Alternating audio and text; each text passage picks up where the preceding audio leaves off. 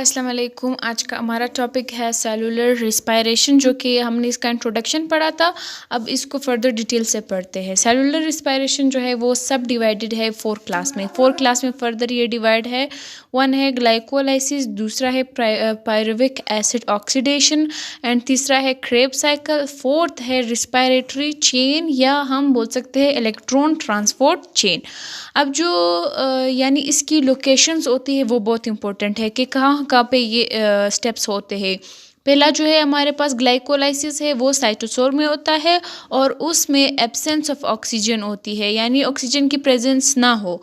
दूसरा हमारे पास pyruvic acid है, क्रेब्स साइकिल है, इलेक्ट्रॉन ट्रांसपोर्ट चेन है। ये तीनों हमारे पास माइटोकॉन्ड्रिया में होते हैं और वहाँ पे ऑक्सीजन का होना जो है वो लाजमी होता है, यानी ऑक्सीजन जो है वहाँ पे प्रेजेंट होता है। साइटोसोल अगर आपको समझ नहीं आ रहा तो आप सेल जो साइटोप्लाज्म हम बोलते हैं, साइटोसोल और साइटोप्लाज्म एक ही चीज़ है।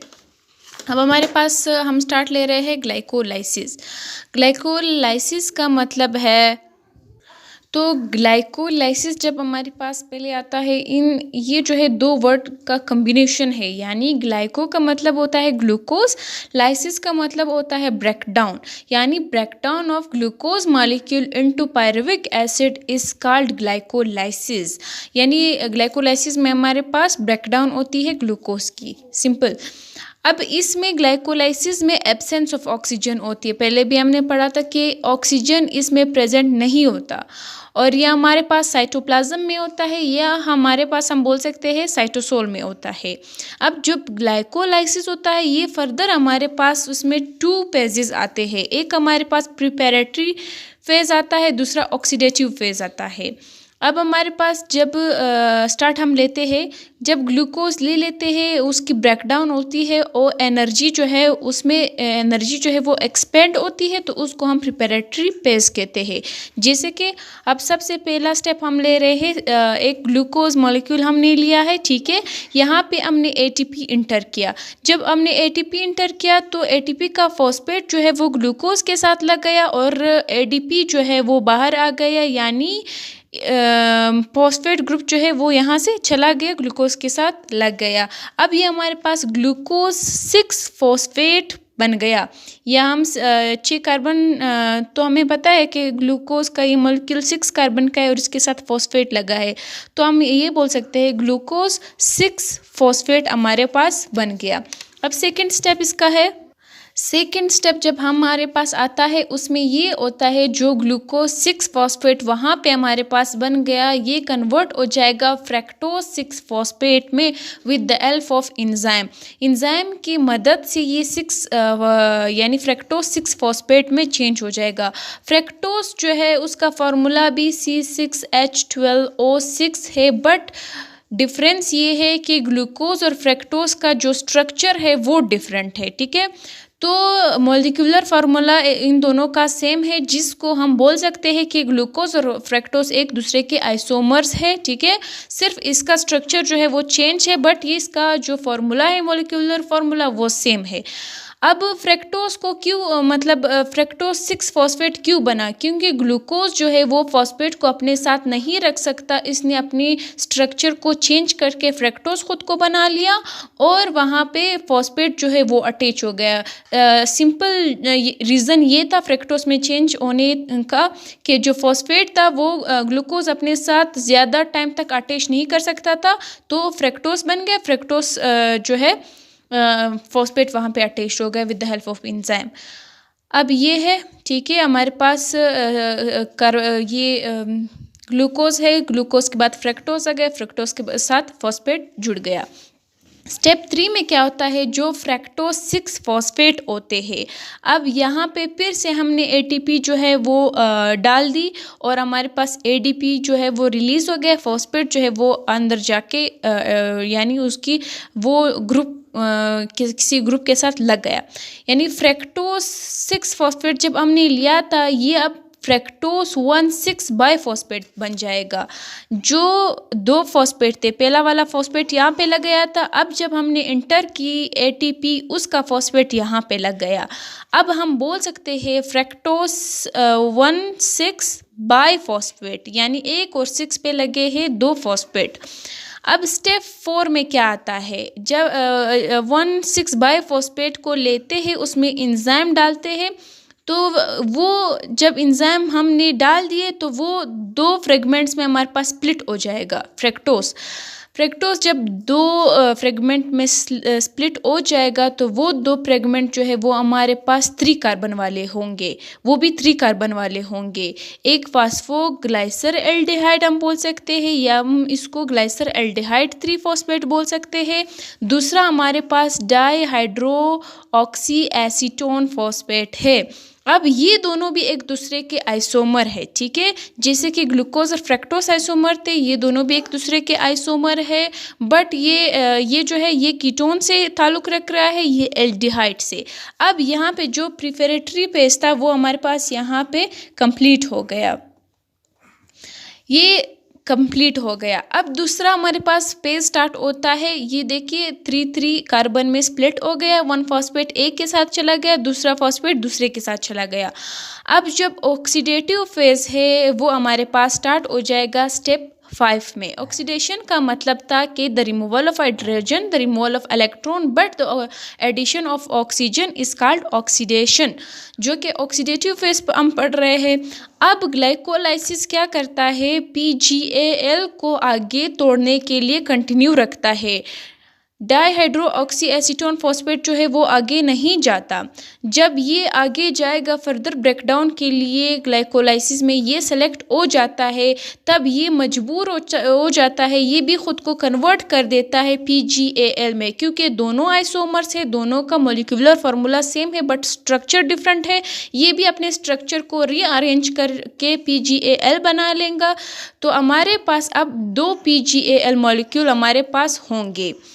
अब जब स्टेप 5 की बात आती है, अब PGAL जो है अपने आप से 2 इलेक्ट्रॉन और 2 हाइड्रोजन को रिमूव कर देगा, जो कि हम कह रहे हैं ना ऑक्सीडेशन हो रहा है। जब ये 2 रिमूव कर देगा, इस दौरान हम NADH जो है वो इंसर्ट करेंगे, जो 2 NADH इंसर्ट करेंगे, जो कि वो उसको ये जो है ये ऑक्सीडेशन हो रहा था, यहाँ पे रिडक्शन हो जाएगा, यानी एडिशन ऑफ हाइड्रोजन यहाँ पे हो जाएगा, यहाँ से रिमूवल होगा तो ऑक्सीडेशन होगा, यहाँ पे एडिशन होगा तो रिडक्शन होगा, तो ये रिड्यूस हो जाएगा, ये ऑक्सीडाइज हो जाएगा। इसने इसको रिड्यूस कर दिया। अब ये NADH बन गया हमारे पास। जो PGAL के पास रिमेनिंग फॉस्फेट था वो चेंज हो जाएगा ग्लाइसरेट 3 फॉस्फेट में। वो ग्लाइसरेट 3 फॉस्फेट जिसको फिर वो जब दूसरे फॉस्फेट को यानी रिमेनिंग फॉस्फेट भी जाके उसके साथ लग जाएगा। पहले तो हमारे पास PGAL था, उसके साथ एक फॉस्फेट था, ठीक है, जैसे ये वाला मॉलिक्यूल, ये PGAL, ये भी इसमें कन्वर्ट हो गया तो 2 PGAL हो गए, 1 फॉस्फेट इसके साथ है, 1 फॉस्फेट इसके साथ है। अब ये 2 मॉलिक्यूल बन गए।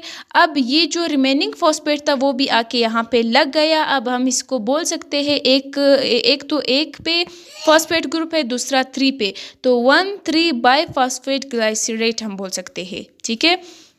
तो हमारे पास स्टेप 6 में 1,3 बाइफॉस्फोग्लाइसरेट में फिर हम यहाँ पे क्या करते हैं ADP जब डालते हैं तो वो हमारे पास फॉस्फेट को रिमूव करके ATP बना लेगा। यहाँ पे हमारे पास ATP बन जाएगा, ठीक है। अब यानी 1 वाला फॉस्फेट जो है वो रिमूव हो गया, ATP को इसने दे दिया, 3 फॉस्फोग्लाइसरेट जो है वो रह गया, ठीक है। अब 3 फॉस्फोग्लाइसरेट स्टेप 7 में फिर हमने ADP जो है वो इंसर्ट की। इसने अपना वाला जो फॉस्फेट रहता था वो भी एटीपी को दे दिया, अब ये हमारे पास एटीपी बन गया और ये हमारे पास 2-फॉस्फोग्लिसरेट बन गया।